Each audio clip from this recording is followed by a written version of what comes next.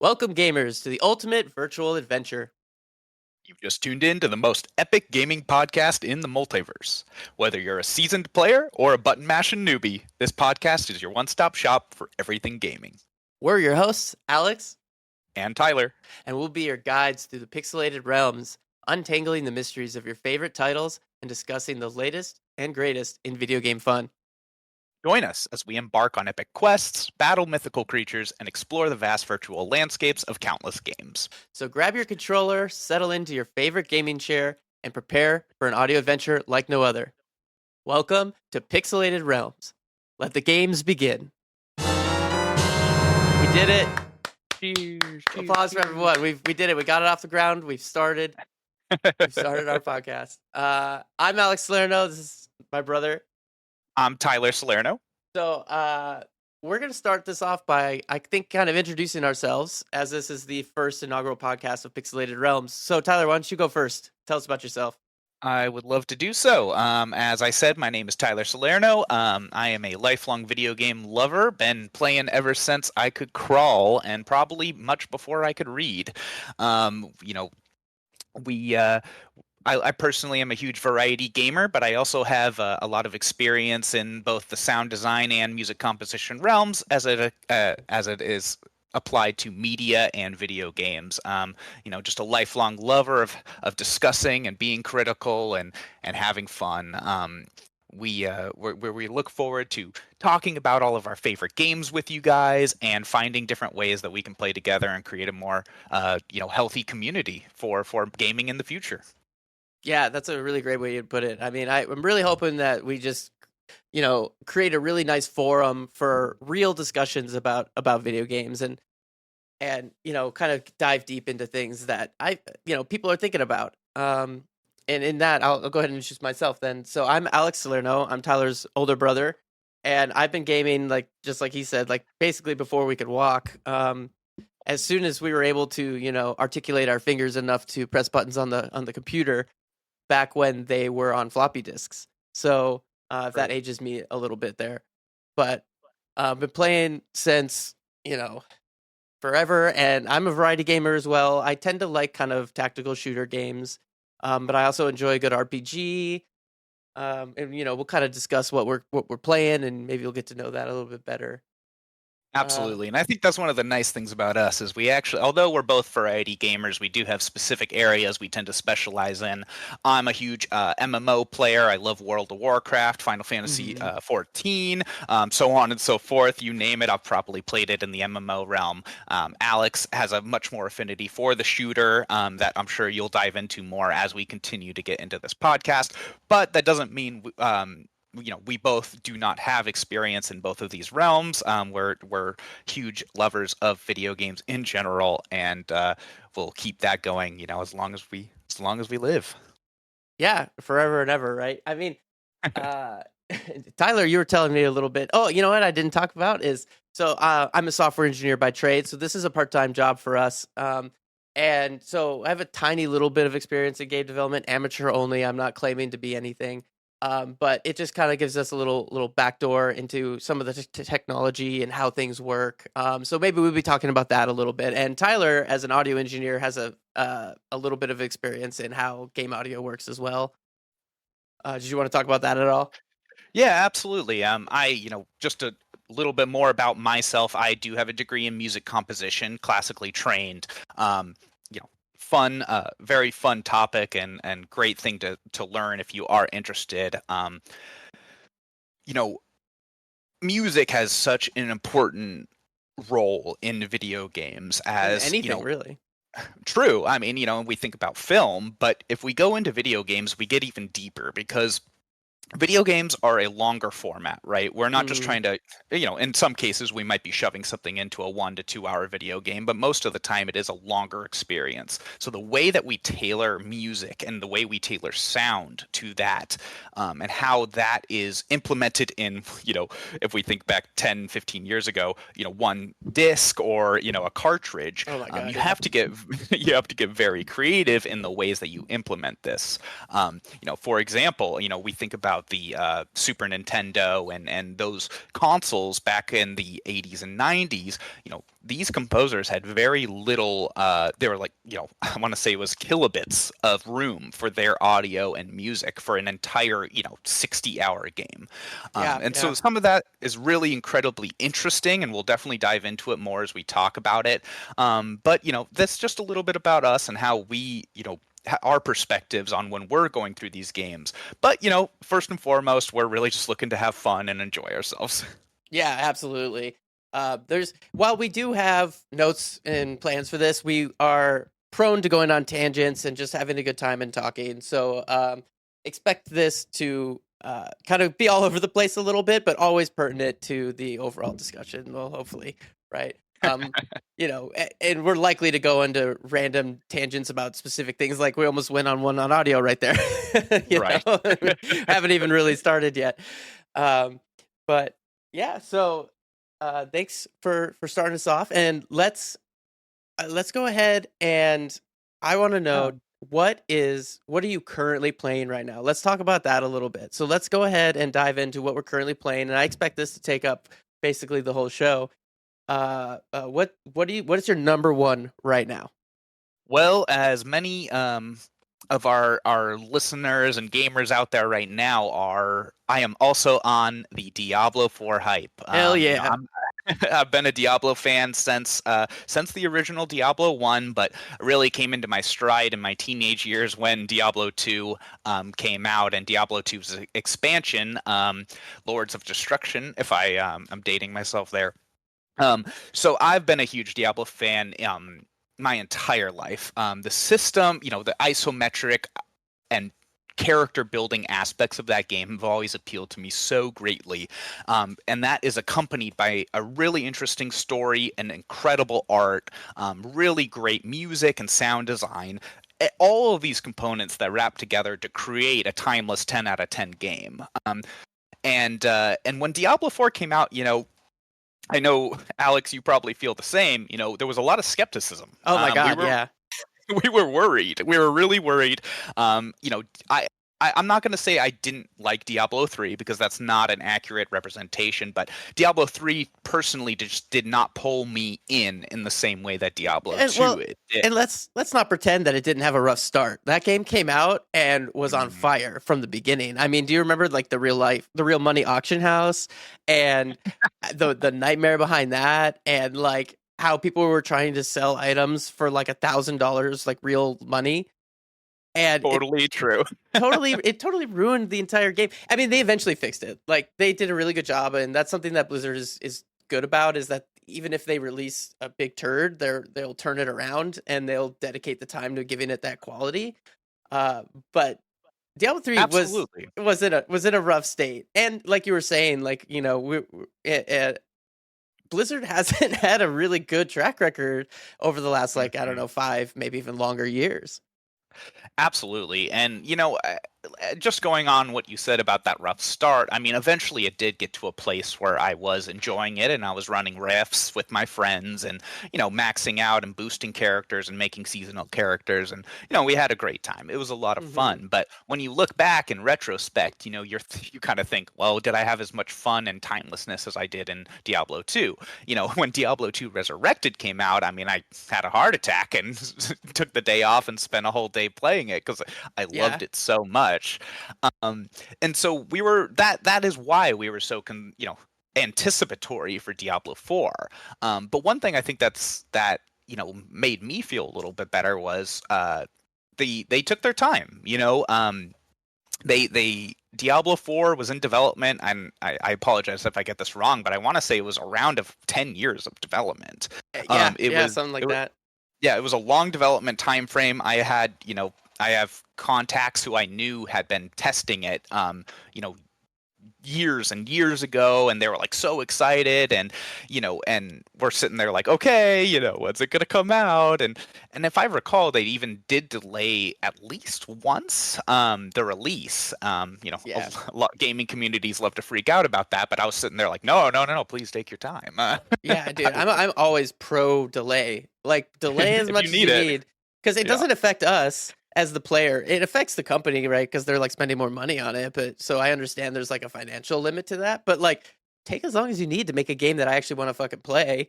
Don't waste my time and rush this thing out just to make a quick dollar. Because that's, you can tell, right? You can always tell.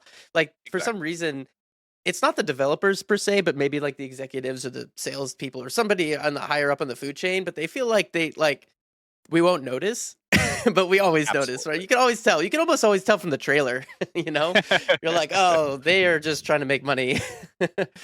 Yeah, absolutely. And you hear things like that when you browse, your gaming news and you see these articles from developers that talk about how, they're being crunched. They're in this incredible crunch time and, they're screaming at the top of their lungs that they need more time and, the shareholders are not having it, blah, blah, blah, blah, blah. But Right. so, I mean, really, that just goes all back to what I was saying in the beginning about how, we really wanted this to be a special game and we were anticipatory, and so it finally happened. The game was released. I played both of the betas. The server slam, sorry, it was a closed beta, open beta, and then the server slam, if I have that right. Yeah, probably. um yeah. I was actually pretty neutral at the time. I was just kind of like, okay, like let me just take my steps here, like don't Hmm. enjoy yourself too much, because what if it all goes down the I know. drain? I kept skipping all the cinematics because I was like, I want Yeah, to wait till the game comes out to actually see what's happening. I was like, I'm just running through this. totally. I did the same exact thing. Um, but it came out. We started playing. Too many hours in that first weekend, and I think you'll agree with me, Alex, that we're I personally am really happy with the game. I'm really Hmm. having a great time. I'm enjoying the classes and the different abilities and the story. Something that really stood out to me that was different than Diablo 3 is about the tone and just the general tone of the art and the world.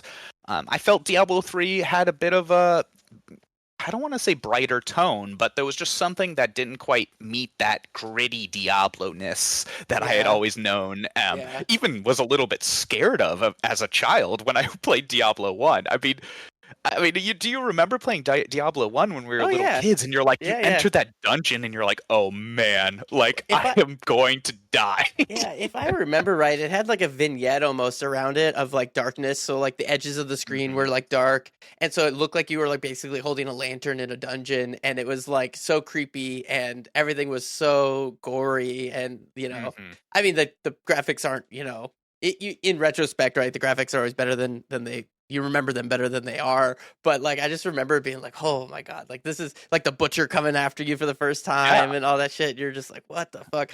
Yeah, dude, Diablo 1 was the shit. No big surprise. I'm also currently playing Diablo 4, so that's one of my game lists. And Diablo 2 and Diablo 1 were, that was like middle school, I think, for me. And like, Diablo 1 was before you were in middle school yeah, for I sure. think Diablo, I don't even know I gotta look up when that was. But uh the Diablo 2 was the first game that I had like ever played, and then the sun came up and was like, "Oh shit, I've been playing for like all night."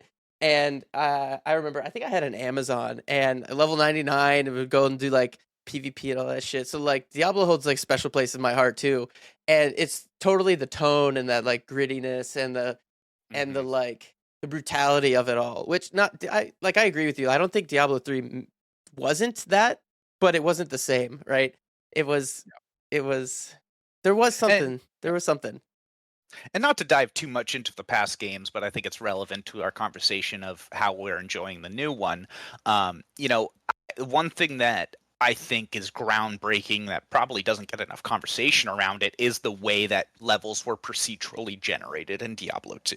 Yeah. So that was a very a fairly new thing in the method that they did it in, right? So there's certain, if you go watch all these awesome YouTubers who love Diablo 2, like SC Llama and all those guys, they'll point out, they know that this cave is going to be here because the cave is, although it's a randomly generated map, it is going to be, within the left section of the third tile, and so they created this very elaborate system that I would honestly argue has not even quite been matched to this day in a way that you could just repeat these levels, and although they became incredibly familiar, they were always different. Mhm. And I think that really stood out to me. Now, going back to Diablo 4, I think, they've done a really good job at kind of taking the things that was great in Diablo 2, taking some things that were great in Diablo 3, definitely some quality of life things, Oh yeah, yeah. combining them into a game and kind of really nailing that tone that we were looking for. And I want to take this time to say, hey, I think there's a big conversation we need to have about that Diablo 4 moving forward. I don't think it's quite perfect yet, Mhm. but I have enough confidence and enjoyment, after what is probably over 100 hours of gameplay, that just there it has that potential, and the developers are listening Yeah. to make those adjustments that we need to continue playing this game. Totally, and I totally agree with that. Like, so a little background is I have like well over 1,000 hours in Destiny 2, so I'm very well versed in like the live service games, right? Right. And Diablo 4 has done an amazing job, in my opinion, of setting the groundwork for the game. Like, it is a very good, very complete game right now. It Yep. is, you can play through everything. They did a really good job of balancing. Like, honestly, especially for a game that just came out without any patches, it's probably one of the most well balanced launch games I've ever played that is of this scale, right? That's, Especially nowadays, right? As yeah. many of us are aware, incomplete games are a mainstay of AAA gaming Yeah. nowadays. Oh, totally. And I mean, every game has bugs. There's bugs in Diablo 4 a little bit, but they're like pretty hard to find and stuff like that. But as far as like the core frameworks of the game, like they're very fleshed out. They're very intentional too. I often feel like a lot of, especially live service games, is they kind of just throw all this shit together and kind of hope that players build content around it and or enjoy those separate facilities. But Diablo, everything feels very intentional. Like every mechanic, every like, okay, the way that the legendaries and the uniques interact with each other in your build, and the way that you do the like ancient nightmares and stuff like that, and the boss spawns and everything like that. Everything seems very intentional, and the very, very, very slow leveling up kind of progression system, which Yeah. is smart because they know people were going to fucking try and sprint to the end and then complain and be like, well, there's not enough to do. I spent Of 200 course. hours in the first 2 weeks and now there's nothing to do. And it's like, they're like, all right, fuckers, we'll slow this Yeah. down for you to make it really hard. I mean, of course, there's the people like Shroud who play for fucking 80 hours in 3 days and, which is impossible. And we'll get to level 100 in like the first like week, but no, not including those freaks of nature. Like, everyone else is going to take the better part of a month to get your character up to like 100, and by then the season will be out. So it's like they did a really good job of pacing the content, because like I mean, like, kind of going back to Destiny as an example, is there's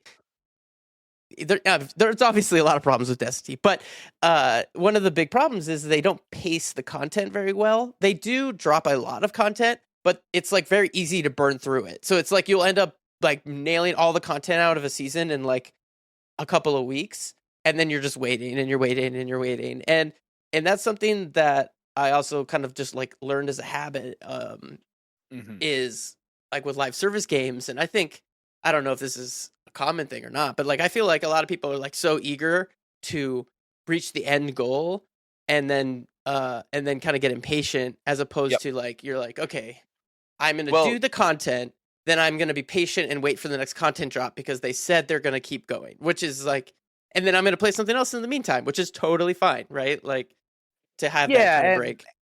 and that definitely, makes me kind of think about, like what you were just keying on there is there's so many different types of gamers nowadays, and I've been different categories of those gamers myself. I've had when I was 18 and I didn't have a job to go to. Sure, I could play 12 hours a day, but now I am I do have a full-time job and I need to look at this differently. And so Hmm. I agree. I think the way that Diablo 4 was approached is, yeah, I know there's anyone who's been on the subreddit has seen the gamer dad posts and whatnot, but that matters. It's important. Like, as we are getting older, we're we're not in our 20s anymore. We're not teenagers anymore. um, it's important to know who your audience is.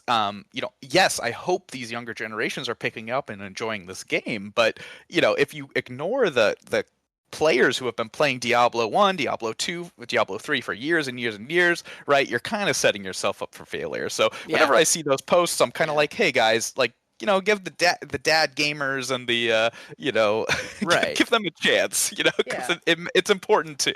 yeah, and that's a great point. Like, I think that's also kind of like where the like time gated drops of content came out of too, because like it used to be that like they would drop all the content all at once in the beginning, more so until the next quote unquote expansion. And Yep. then and so people would like burn through it, except for the people who didn't have the time to do that, and then they would have to play catch up. And so there's always this group of people who are like so far ahead of everyone else that it like kind of unbalanced the game.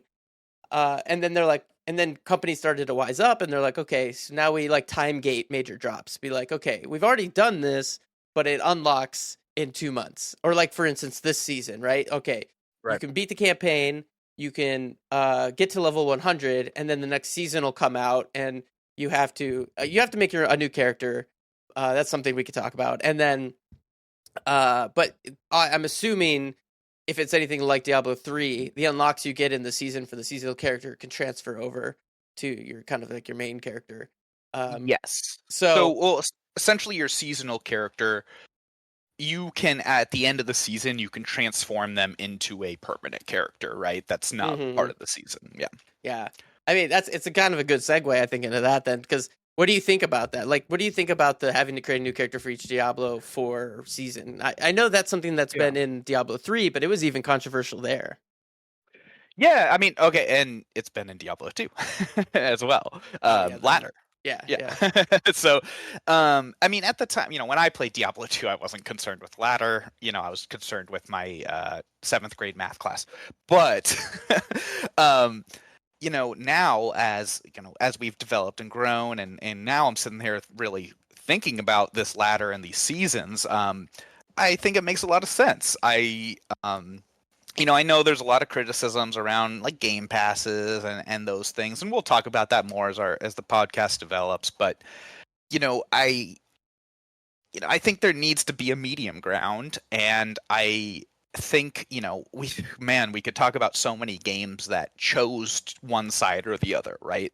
A game that might say no, we're catering to the extreme try hard players, and screw the casual, Destiny. or the I was almost thinking like CS:GO, but like yeah, Oh well, yeah, um, definitely but that. but still, and that's fine. Like, don't get me wrong, we're not hating on that. Like, some games demand that level of precision, and that's super fun when you're into it. But an open world game like this, where there's less, how do I put it? Less need for that type of precision, because we're not just in these like 30-minute League of Legends games, and if you suck, you've wasted my time now. Right, right. um, to me, Diablo is just like many RPGs, it's a game that's most enjoyed if you enjoy the journey. It's about the Oh journey, yeah, not the yeah. destination, and I'm all about that when it comes to video gaming. I try to preach patient gaming. Preach to who, I don't know, but if I had anyone to preach to, I would definitely let them know, take your time when you play a game, because Hmm. it's I guess I think back when I'm playing games, and I would just skip through all the text, right? I was like 10 years old. I had no time to read all this crap that you're feeding me. And then, the text ends, and it's like, oh, crap, where do I go? What am I doing? Yeah, that's at a certain point you have to kind of evaluate, why am I playing this game? Am I playing this game to enjoy the experience and consume the content like I would a movie, or am I playing this game to prove to somebody else that I'm really really cool and have a really strong character and or really far?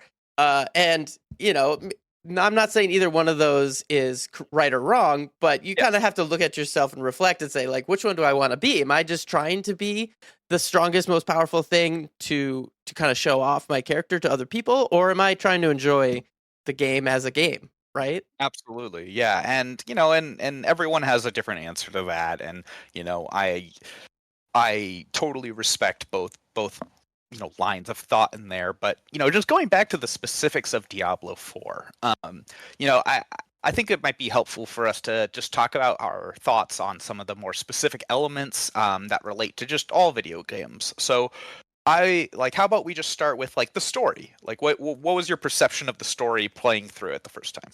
I like the story a lot. I think they did a a good job of setting the tone and the scale of the conflict that's going on in this game. And something that I was worried about. So, like in Diablo 3, one of my main criticisms, and I would even almost consider this for Diablo 2 as far as the story, is I feel like they went a little too big on the scale. So, you defeat all the primevals and you go in and kill Diablo in Right. the end and stuff like that. And because you can kind of beat him just in your first pass on like easy mode or whatever, it kind of felt like, okay, I'm super strong. Diablo is just a fucking boss. But in this game, like the bad guy isn't even a primeval, and they're tough.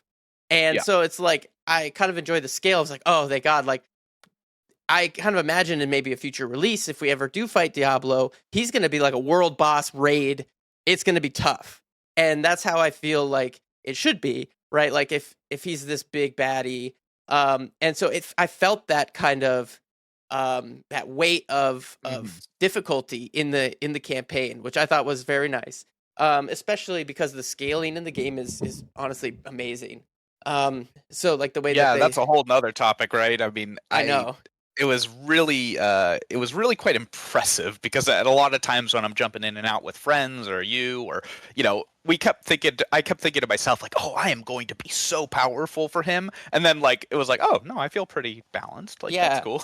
yeah. I mean, a minor tangent, right? But like, Yeah. the campaign, like you could totally jump in and out with your friends. And if I'm level 80 and you're level 10, it doesn't matter. They do a great job of scaling it locally. So like, there's some kind of conversion, right? But like, your level 10 player and you are attack damage is relative to your level. So like, you will both feel like it's a challenge, Yeah. which is very nice because it's Yeah, yeah, literally and jump in, it's drop tough. or drop in, drop out. I mean, as you know, the numbers game of I can't even imagine how complex these systems must get. No, they With probably have with a somebody with a doctors in math and right, insane algorithms that can like calculate these percentages. But if you don't notice it, that actually means it's doing its job, right?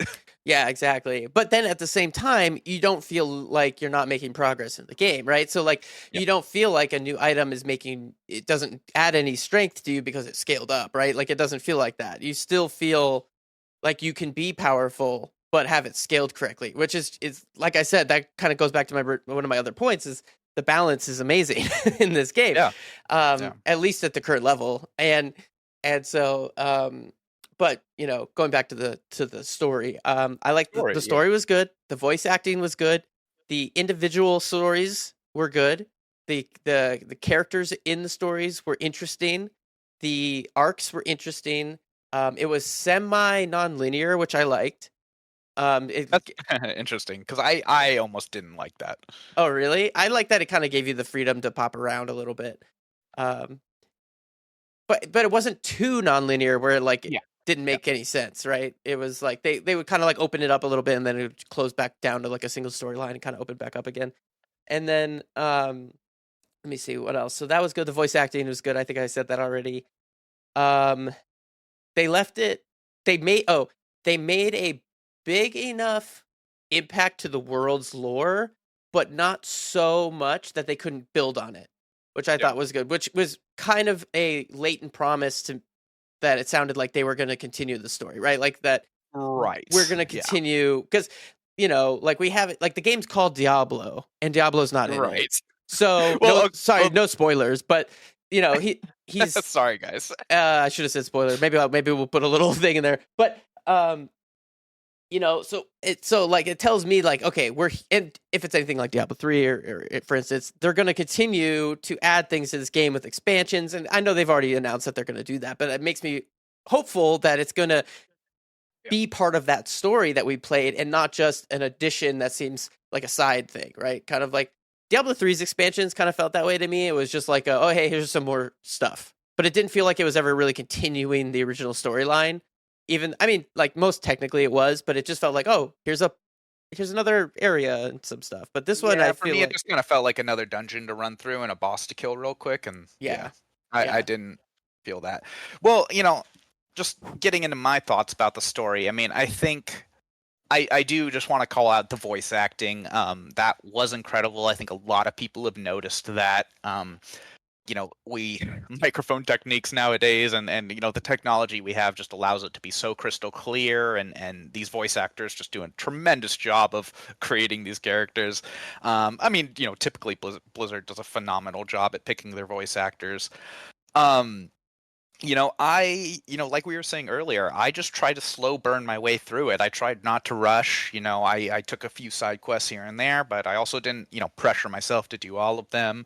I enjoyed the different acts. I thought they, felt distinct enough, which was a worry of mine. In Mm-hmm. Diablo 2, if you think about it, each act, it almost feels, not a different game, but it truly is a different environment. And that Yeah. was actually one of my favorite parts of the game. I love running through the forests and hating myself, and then then going to loot Golan and going through the deserts. So like Yeah. I was a little worried about that when we played the betas. Of course, all knowing that we had not seen the full game yet. Um, but in the end, I was really satisfied with how the different terrains panned out. And kind of how we progressed through them.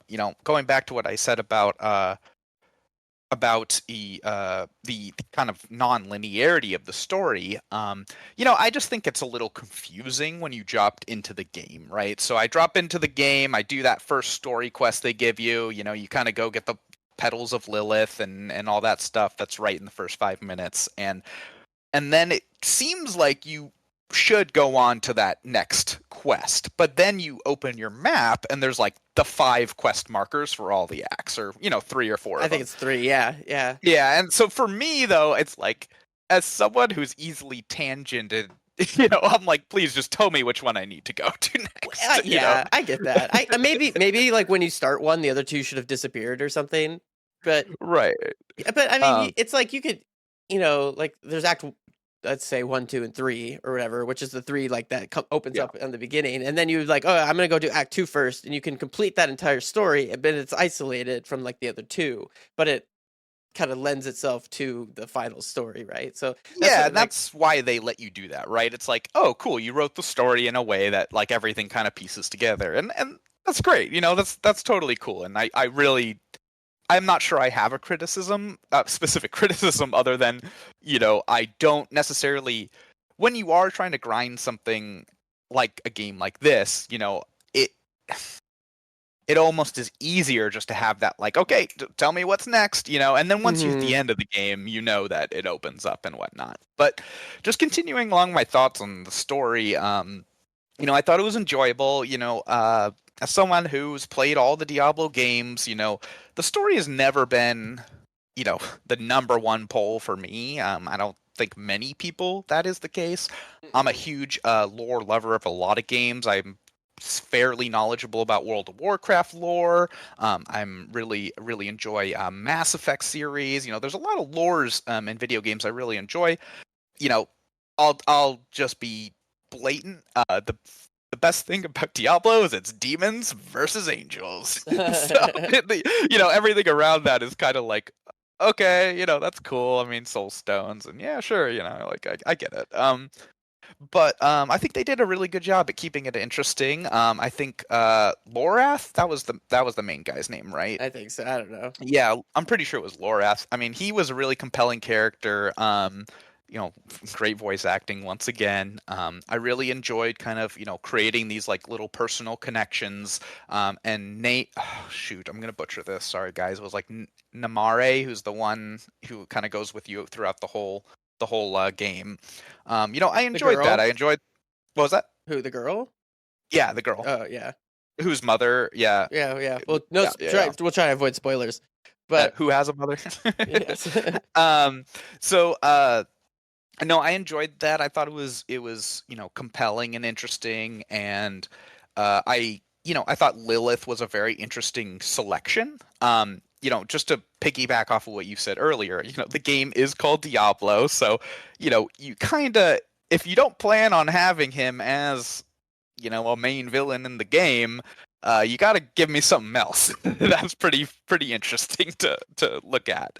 If you think back to Diablo 2, we had Bale, who honestly was awesome when you got to him in the Yeah. expansion, terrifying. I assumed most people didn't even have an idea that Diablo had a brother, and it was just this very cool little, Yeah. oh, he has a brother that'll kick your butt. But I thought Lilith was a really compelling antagonist. You know, I have my questions about why she was doing anything she was doing because I'm like, wait, didn't you create this place? Like, why are you okay? Yep. I mean, Is I'm it going bad? with it.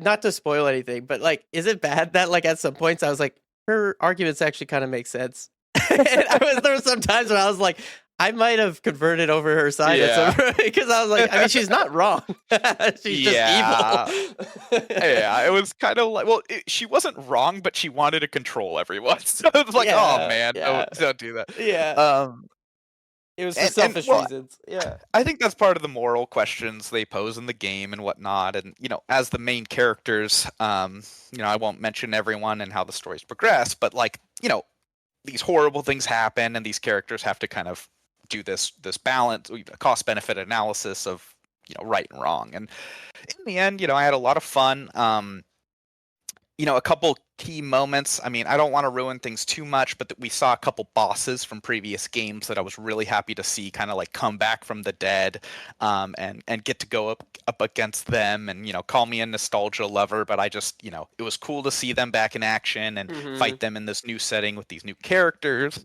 Um, yeah, and then in the end, and this is actually part of my criticisms too, is the very last level we do kind of descend into hell. Sorry, spoilers.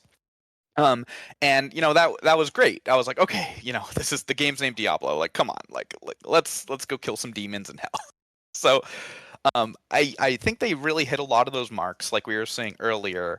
And then they also set up a lot for the future. The ending of the game, trying to keep this as spoiler free as possible, really does set up that expansion of, hey, what happened to all the other primevals?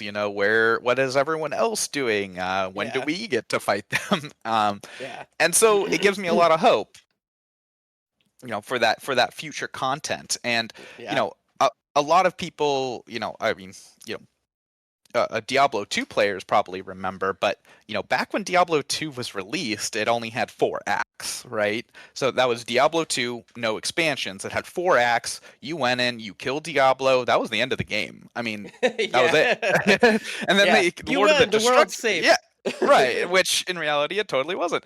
So Lord of Destruction comes out, and then they added that, which one, if you played that game recently, you can't live without it. It's a wonderful act. It's actually one of my favorite parts of the entire game.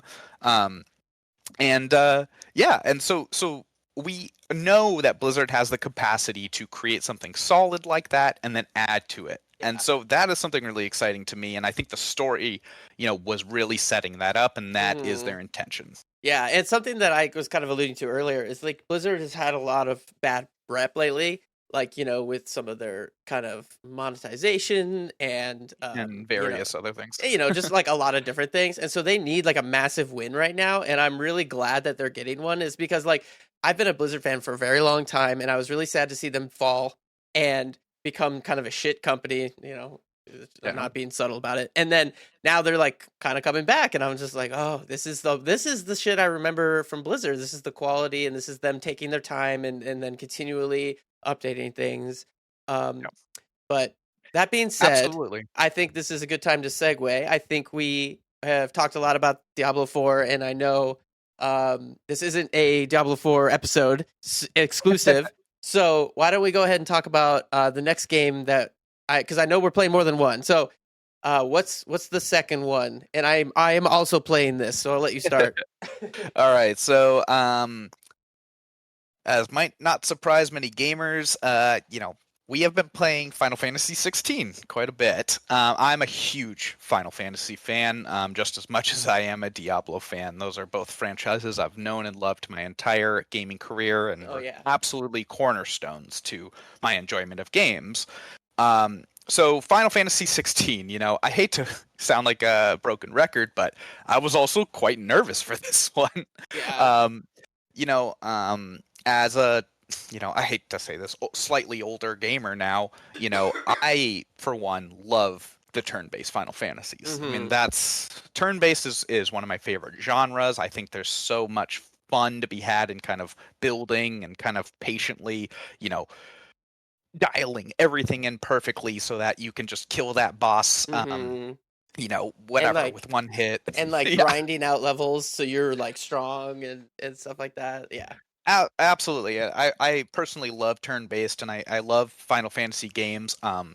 When we were growing up, the most prominent ones were 7, 8, and 9 and 10. um you know m- some of the most famous ones that still exist nowadays, with of course there's 6 tactics. Like we can go on and on and on. Mm-hmm. So I have a fairly decent amount of experience with the Final Fantasy titles. I've beaten most of them. Don't have time to go into all that good stuff. I also have a lot of experience playing Final Fantasy 14. I think it's a wonderful MMO with incredible story, music, you name it. Whole nother episode for that. So Final Fantasy 16 comes out. I personally try to kind of stay away from the media material. I wasn't really, I watched the trailer, but I wasn't diving into like all the developer talks, and I wanted to kind of have a peer understanding when it came out. So obviously the day came. We're sitting there playing, and I first and foremost, you can't help but to say just wow, what a gorgeous game. Oh It is yeah. just Oh yeah. insanely beautiful. I personally was playing on a PlayStation 5. And yeah, I mean, performance was okay. I think they still have a little bit, hopefully some patches for that in the future, but getting that 30 frames per second probably. But when the frames were good, it was a gorgeous experience. I found the combat to be, fun and compelling, and with my, I haven't beat the game yet, so I have an idea that I am still very much in the dark about how complex this combat gets. Oh But I yeah. am Yeah. hopeful from what I've played so far. Yeah. Um, I'm you know, so I'm also playing Final Fantasy, and yeah, I think I'm probably about 15 hours into it, and it's funny because you are right, and I won't spoil anything, but you're like literally 10 hours into the game when it feels like the game has quote unquote started. Like yeah, it feels like the first like 10 hours is almost the build up, and you're like, wow, like that's some games are 10 hours long, not just the right, introduction. I was like, how long is this game going to be? It's probably going to be a long game. Um, yeah, absolutely. And I mean, and there's so much to talk about when it comes to Final Fantasy, but I just like to look at what we're actually enjoying in the moment and not thinking too hard about it. I think Clive, the main character, is really interesting. The story has already been really compelling, which is always a strong suit in Final Fantasy games. mhm. I would say Final Fantasy games are one of the few games in my entire life that have actually left me in tears by the end of the game, Yeah. because it's such a long build up. You work so hard, and then they really hit you in the feels with the emotions. Yeah. Um, and so I'm really excited to continue enjoying that journey and working through it. I do have to say, part of me does miss the turn-based world of Final Fantasy, but as Yeah. a variety gamer, I insist that I open myself up to finding ways to enjoy these new systems, Mhm. which is absolutely there. Yeah, and it's funny that that's been some of the kind of lighter criticism of the game is that like it doesn't feel so much like an RPG anymore. It feels like I saw an article, I want to say it was maybe IGN or GameSpot, but it was like uh God of War is more of an RPG than Final Fantasy 16 is. And I was like, I mean, Right. you're not wrong, but the game is still really good. Like RPG or not, it's kind of refreshing in a way to have kind of this new style and stuff. But I'm with you as well. Like I do miss the turn-based kind of style, but I understand why they had to change it and or why they felt like they needed to. I mean, Final was it 15? Was that the one with the car?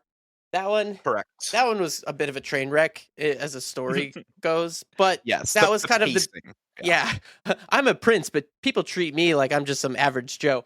And Yeah. don't worry, my entire kingdom just fell. I'm just gonna go on a road trip with my friends. Anyways, Bachelor party. Yeah. yeah. Didn't make any sense. But that was kind of the beginning of them experimenting, or maybe 13. You know what? I don't remember. But they had started kind of experimenting with these alternate like combat systems and stuff like that. And it kind of, in a way, though, lets you not enjoy, but consume the story uh, a little more rapidly because you're less Yeah. worried about the individual fight mechanics and more interested in like the world building and stuff like that. And uh, in this one in particular, I noticed like I think about it mentally like a TV show more than I do a video game because of how many Mm. damn cinematics there are. Right. And how intricate the relationships are between the characters. Like I literally the other day was thinking I was like, "Oh, I want to watch the next episode of Final Fantasy 16." And then I was like, "Oh my god, that's not how that works. It's a game. Right. I have to play it because it does feel like a show. Like it feels to me like the relationships in the game are so important. The dialogue and everything in the world is so important that honestly, like the battles are just kind of like something I do in between the cutscenes. And oddly enough, that's not a criticism because the cutscenes are really good. So, Yeah. you know, No, I'm, absolutely. I'm like, I'm really engaged in the story and I want to see what happens next. And all the characters, even the bad guys, they do a really good job of making you have some kind of emotional connection to whether it's you hate them or love them or feel sorry for them or whatever. Yeah. Um, though I fully expect, in traditional Final Fantasy fashion, that somewhere around the end of the third act or fifth act or whatever, some random bad guy that's secretly been puppeting everybody Right, of shows up. course. Yeah. uh, you've been battling these guys for 60 hours, but it was secretly me the whole time. I've never even heard of me. You've never heard of me before, but I'm the real bad guy. Oh, you know. Right. No, I But mean I haven't gotten there that's a yet. But mainstay. yeah. Yeah, that's a mainstay in the Final Fantasy series. Yeah, I think concept comes into is a really big deal for Final Fantasy, right? Hmm. Because they pick a concept and they stick with it. And as far as kind of the thematic elements of the world and how they create this world, Final Fantasy 12 and Final Fantasy 13 are completely different ideas, right? And that's something that a lot of, if our viewers here are not familiar with all the Final Fantasies, they are independent games, completely independent characters with independent stories in independent worlds, for the most part. With just some Um, shared kind of ideologies, I guess you could say, or shared, I don't know, Shared common. universe. Yeah, Yeah, yeah. exactly. Like, Halo or whatever game you might think. So, there's always a little bit of risk that, that style or that particular, environment isn't quite to your, particular tastes. Final Hmm. Fantasy 9 had a bit of more medieval feel. Final Fantasy 8 had guns in it. So Yeah.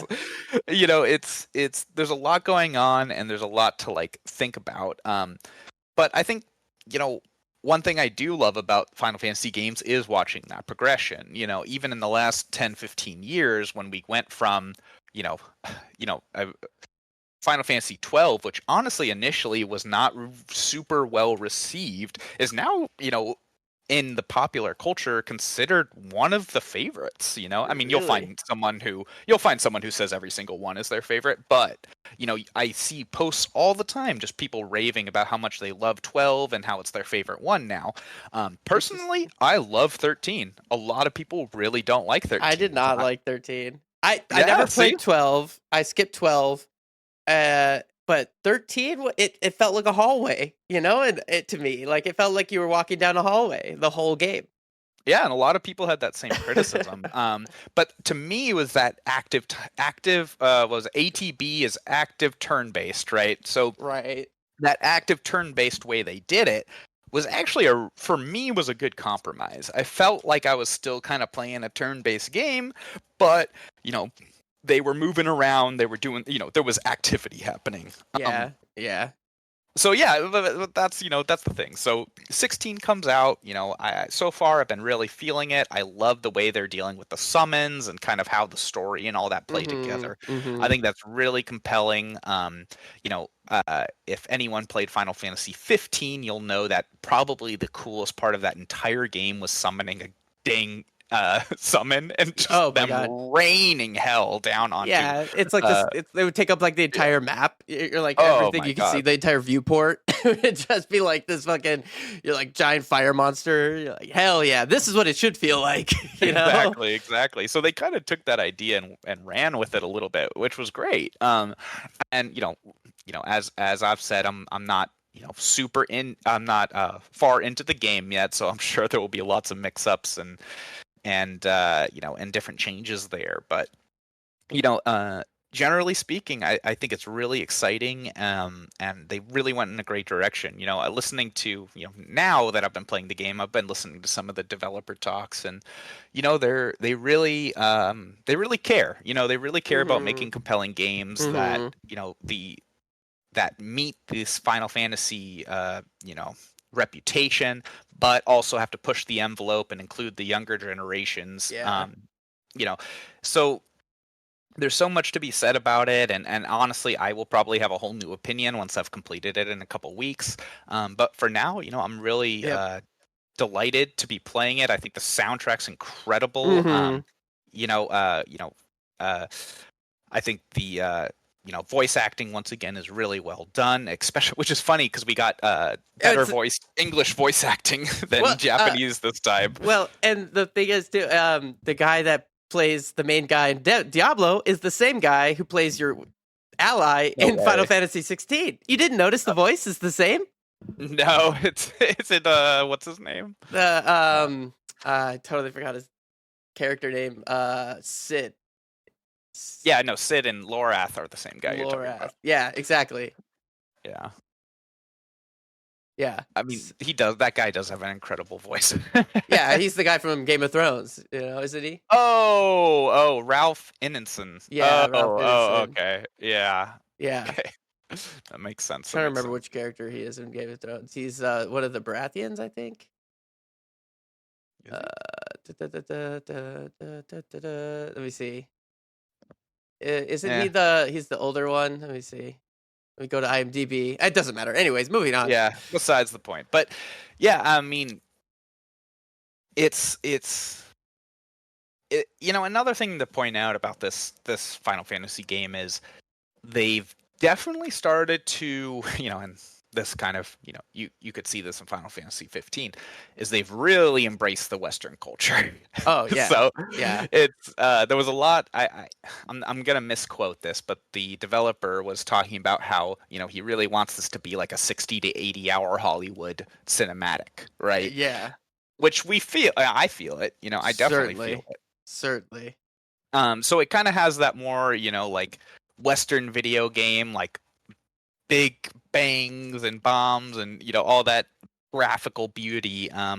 But it works. It's working so far, and like I said, I'm going to continue to explore it and dig into this combat system, which, if you've seen any of these combo videos, looks intensely complex in a way that I'm Hmm. not even sure I understand.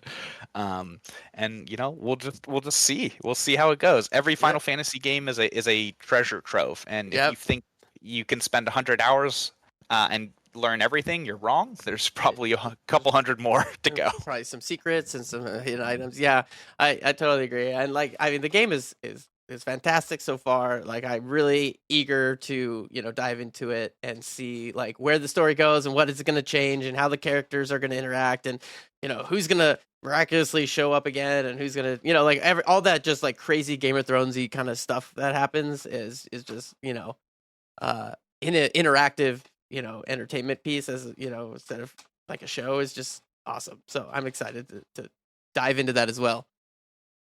Um, cool. So I think we probably have time for only like one more, but I know I kind of wanted to touch on this other one that we were playing. So we originally had 4 games that we're kind of playing overall right now. And but it looks like we'll get to about 3 of them. And I wanted to bring up this next one because I actually find it kind of funny that we've been playing it because it's an older game A now. Is mystery pick of Mystery the Pick, yeah, day. yeah. So we actually recently picked back up Ghost Recon Wildlands, and the game's like I don't know, like 8 years old now. It was 2015, I think, when it came out. and uh it's funny because even though the new one came out, which I think is Breakpoint, Wildlands I still think the better one, and it's very fun. And so like I've been playing a lot of it, and they've updated it a lot over the years. And when I played it the first time, I thought it was pretty good, but then they released this like hardcore mode, which they call ghost mode. So if your Mhm. character dies basically twice in a row, because you get one revive per combat situation, your character dies permanently and is deleted. Like it's a hardcore mode.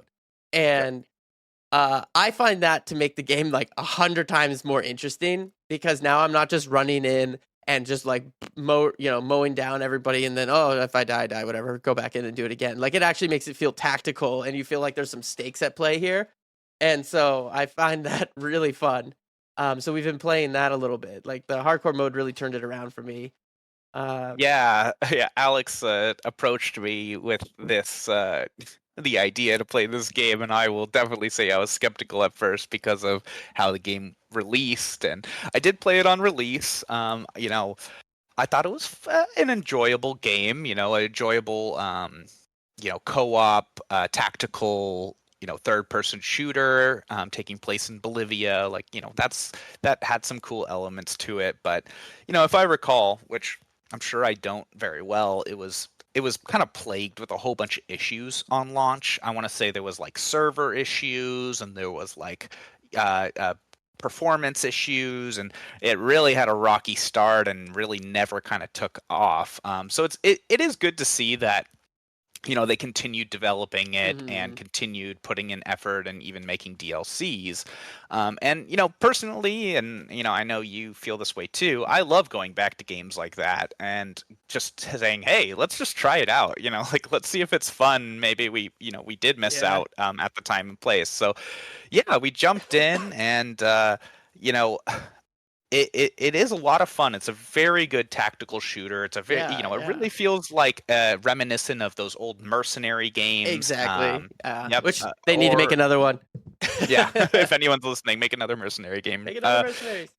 It kind of has that feel where it's like you're just kind of like a one man army, like running around some foreign country, blowing things up in this like kind of terrible way. But hey, it's a video game. Yeah, um, and and it's it definitely, like, the hardcore mode, like you said, really adds like a really nice little, like, hey, like, you need to be tactical about this like yeah, element to it. And if you're into that, like, that's really it does it well. It does it yeah, really well. If you're not into that and you're the kind of person who just busts down the door and fires your gun, maybe not the game for you. yeah, um yeah, but I will say, even in just the short time we've been playing, this week, you know, certain things have stood out to me that still kind of just shoot yeah. up red flags of like, how did this get past like QA? Like the QA? menu system and Yeah, the exactly. So the matchmaking. menuing is just almost atrocious and confusing. It it's hard to navigate. Certain buttons don't do what I think they should do. And then we've just had the heck of a time trying to get into games with each other. Server issues are still No. rampant. Disconnects all the time, That which that is also might not. be due to the fact that it's not. They probably don't really maintain it that much anymore because it's kind of old. They're like, yeah, just patch it, keep it going. They're like keep Yeah, minimum but if effort. we were having those problems in the beginning, then like Yeah, I it guess. sounds like they never really found a medium point for that, or Oh, or I, a I, I compromise. gotta tell you the story on it on the podcast. So Tyler knows this one, but I gotta tell it. So in I don't know 2014, 2015, I was at E3 and with my now wife Emily, and Ghost Recon Wildlands was there presenting, and we stood in line to play the demo, and it was a demo with the devs. So you had one of the developers like walking you through the game as a team. So you had four people, or sorry, three other people, and then the dev. So you were a team of four, and you all had headsets, and he was like your squad leader, and he was walking you through. And he took two people, two people were in a helicopter, and two people were sniping on a mountain. And so he was, so me and Emily are one of the three. And he's like, all right, guys, this is the mission. We're going to go in and we're going to, I don't know, assassinate some Sicario or whatever it was. So we're like overwatching a base. And so like I'm one of the snipers and Emily's in the chopper. And the guy, the developer is in the chopper. He's piloting it. So they're like, okay, we're gonna take the chopper and we're gonna fly it over the base and we're gonna insert on the other side. And then the two snipers are going to give us Overwatch and, protect us or whatever. And right as he's saying that, Emily clicks the like jump out of the airplane button and just flies out of the helicopter and parachutes in. And he goes, well, change of plans, guys. It's a rescue mission. And so he's like, all right, everyone in. So we all like rush into the base to save Emily, and it was like a really fun experience. But it was like the developer trying to keep like really maintain control over his demo, and he's like, well, that went to shit. These developers who are so like tactical, like, yeah, oh, this is such a military operation, exactly. And it's like, well, the average gamer isn't gonna know that. No, it was still really fun, and it was cool to meet them and stuff like that.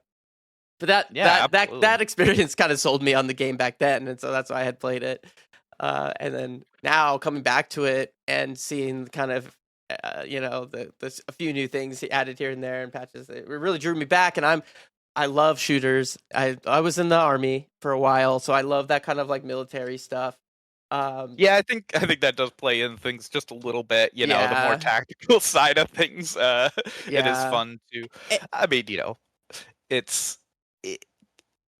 there was a few elements in that game that I'd point out that weren't, you weren't really seeing in other games, and like the oh man, I can't remember the name of the system, but it's like you queue up your partner to shoot together. Like the synchronized shot. The sync shot. It works really well. Like I felt like I was part of a team, even if I didn't have a co-op person with me. Yeah. And so little things like that I think worked out really well. Also open world events is something that games like Red Dead Redemption, or like it's hard to do in really a tactical environment. Yeah. Yeah, no, it's hard, but like, just the other day we were playing and a oil convoy pops on our screen and we're like, oh, if we stop this, we can get, experience in this oil. That's a resource we need. So that kind of stuff, that open world activities and making it feel like, even if your character wasn't there, that there's still some semblance of life in this generated world. That's hard to do. And I think it actually does a pretty good job at it. Yeah, no, I agree. And I feel like tactical games often have a difficulty of finding the balance between realism and too much realism. Like for instance, Escape from Tarkov is kind of the go-to example here of too much realism, in my opinion. That game is utter shit because it takes itself almost too seriously, and it's like almost unplayable unless you follow the like conventions developed by people on YouTube, because it's like and they give you like no hints, no nothing, so it's like too much. But then you have games like Rainbow Six Siege, which is awesome, but very limited, right? Very small scope of video games. And then you have let's see, like what's the other one? Ready or Not, which is really good, but it's still kind of early in development, so it's not very fleshed out. So it's like there's all these, like, I'm looking for like this like tactical realism game, but that still feels like a video game. You know what I'm talking about? Yeah, I can be tactical, but I'm not getting punished for not being a professional. You know what I mean? Like, right. Like if I wanted to actually be tactical, I could go join the military. Yeah, but like, there is a balance, right? Exactly. but that's the point, right? It's like if it was, the ultra realistic simulator is you filling out your forms, at the end of the day, like, Okay, checking out my rifle from the bunker and walking over to the meal hall, and you know what Yeah. I mean. Like, so There's there's yeah. always a balance that has to be Mhm. made, and I mean, and then there's places for that if you like that. Like Arma Yeah. 3. I'm not Yeah. I Yeah. haven't played it myself, but I've seen some really awesome stuff from that, or those just all the cool stuff that people do with Grand Theft Auto now, and the role playing that happens in that. Um, so yeah, finding that balance is hard. One thing we want to talk about a lot on this podcast is not just like about the specifics of a game and how technically amazing it is or not, but is it fun? Are Right. we enjoying Right. ourselves? Is Yeah. is it worth playing? Because that simple question, means a lot when you take a step back and you just think about it. Yeah, totally. And that's something that's so hard to quantify and so hard to capture as well. Like even talking to some of my friends who are video game developers and reading books on it and stuff like that. Like one of the things that they talk about a lot is like how do you quantify fun? Like Mhm. how and the problem is when you're developing a video game is like a lot of the time it doesn't you don't even understand what that the fun of the game is until everything is put together at the very end, right? Because you're kind of working Right. on all these things. So it's like it's so hard. It's not an easy problem to solve, and that's why it's so hard to find things that are both fun and engaging, and like in this case, tactical and everything like that. Um, Yeah, that's the curse of the video game developer, man. yeah, It's like, right. okay, you have to put in 100 million hours and 100 people into something. It's not even fun. I know, I know. Well, we're over an hour, so we're about at time. So, thank you everyone for listening up into this point. We've been talking about, we introduced ourselves kind of in the beginning, and then we talked about the games we're currently playing, which was Diablo 4, Final Fantasy 16, and Ghost Recon Wildlands. Next time, we are going to be talking about our anticipated games, what's coming in the future, and what we look forward to playing. So that'll be dropping in a couple of weeks. I'm Alex Salerno, I am Tyler Salerno. and we've been your hosts. You can find us on podcast services everywhere as Pixelated Realms, and I am 8-Bit Alex on social media platforms. And I am Maestro Television on Twitch TV and other platforms. Yeah, and if you would like to join our little community, we'll go ahead and put a link to our Discord in the description so you can join and chat with like-minded individuals. And thank you for listening. Thank you for listening. Awesome. We'll see you next time on the Pixelated Realms. At the Pixelated Realms. We'll see you next time in the Pixelated Realms. Yes. I'll Yes. cut that. I don't know. Well, yeah, you don't even have to.